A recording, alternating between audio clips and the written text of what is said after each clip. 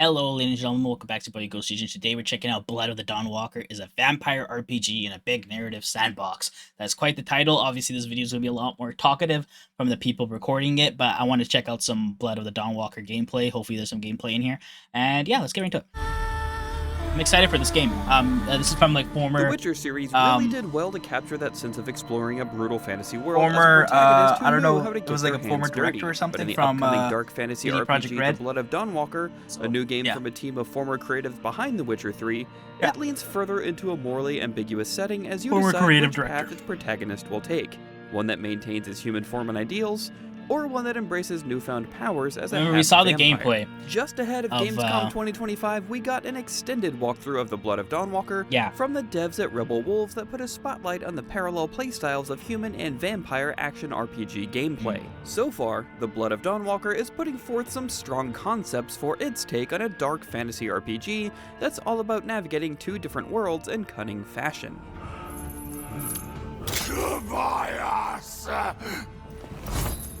Part of what makes vampires so compelling as horror characters is that they can be tragic figures. Having to contend with supernatural forces that potentially put them at odds with humanity is a concept that can be great to explore in video games. That idea is at the heart of The Blood of Dawnwalker.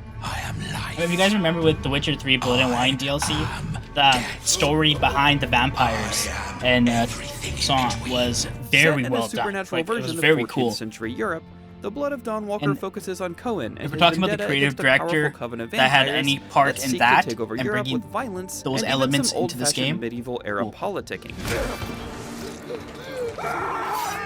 After Cohen has a violent encounter with the vampire leader Brentius during the abduction of his family, the protagonist develops a special strain of vampirism that transforms him into a half-vampire that can navigate the increasingly blurry line between human and supernatural. Things will be different now.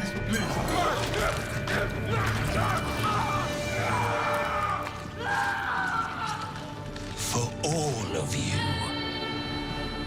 Our extended preview focused on a quest called A Monk and a Saint, which saw Cohen travel to the settlement of Svartrow to uncover a hidden tomb, Oh, no, and never the mind. town's Details. more nefarious side. Wait, are you Mihai? This quest features a round of combat sequences against some foes capable of withstanding Cohen's abilities in both his human and vampire forms. Combat looks a little faster, doesn't Initially it? seemed standard fare for an RPG quest, but where Dawnwalker was it always like differs that? is in how the quest can change depending on the time of day and which form you take on to complete it. The leading narrative hook carrying players forward is the month-long time limit, giving Cohen only a limited period to rescue his family. You can largely advance the day at your choosing, and Dawnwalker doesn't necessarily pressure you to make some time-specific choices. That said, your approach to progression will very much influence the course of events in Cohen's journey, especially with which side of Cohen is taking the lead. Time is essentially a resource that you can spend with each passing quest and activity, and depending on what you do and when you do it. The developers gave us a run of the preview's main quest from two different sides, as both Cohen's human and vampire forms. When playing as the latter, Dawnwalker shifts to a stealth action playstyle, where the protagonist must avoid detection from guards and civilians. Cohen's vampire abilities are also unleashed in this state, allowing players to walk on walls, teleport, and use blood abilities and vampiric claws to cut down foes.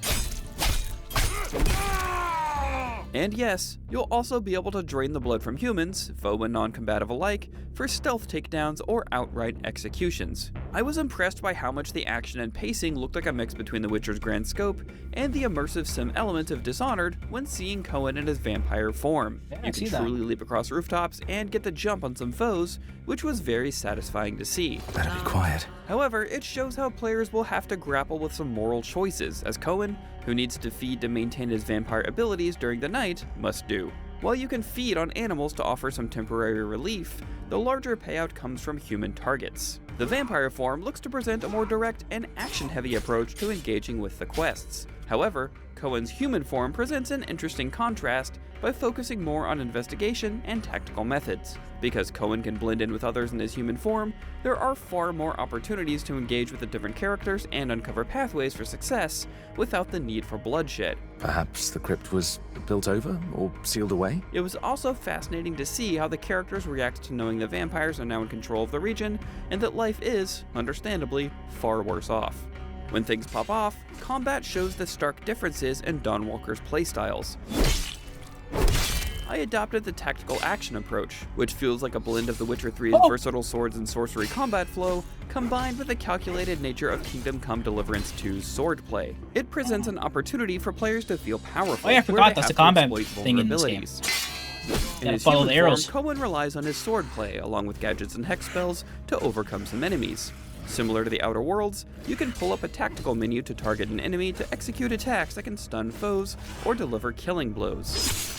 Combat gets a bit more hectic when in Cohen's vampire form, which sees him unleash his supernatural blood-based abilities. In addition to his sword, Cohen's massive claws can tear into enemy defenses, and he can pull off combat finishers where he can lay into foes.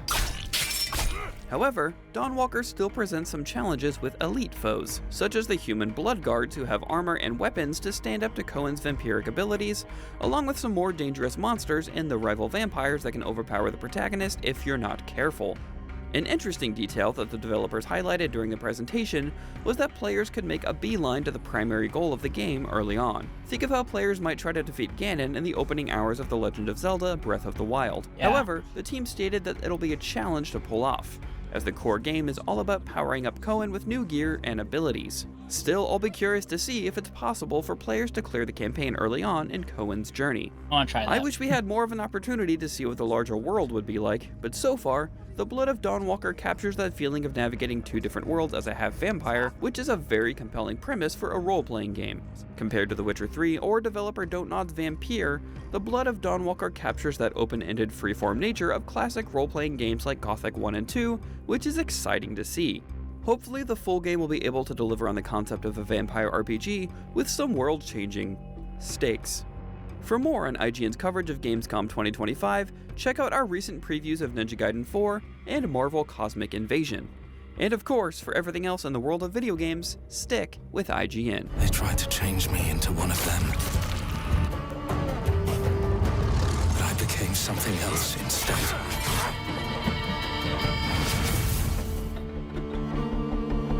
Their worst nightmare. Was.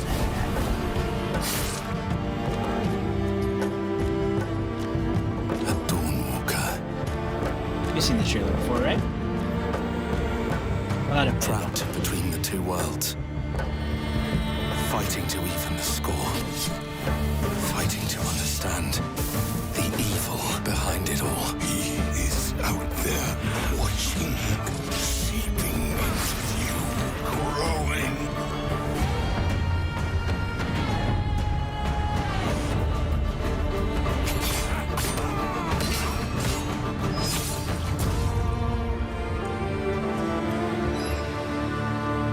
Dope. I can't wait to check out this game. Former creator director of The Witcher 3, or not The Witcher 3, maybe CD Projekt Red, but like if he had any, or if this individual had anything to do with the Blood and Wine DLC that introduced vampires and quite a strong force in there, it would be cool to see if that translates over to here. But also they mentioned Vampire, which is a game I played as well. The sucking of the blood, and like I don't know if there's gonna be any kind of mind control in this game, compulsion and whatnot.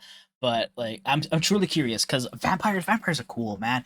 There's also Vampire Masquerade 2 coming out in the future as well, or is it this year? I think it's this year. So Vampire, I might check out that game as well. But I like vampires, and I really wish there was more vampire games. And this one is definitely going to be the one that I'm gonna 100% be checking out because of it being a open world RPG.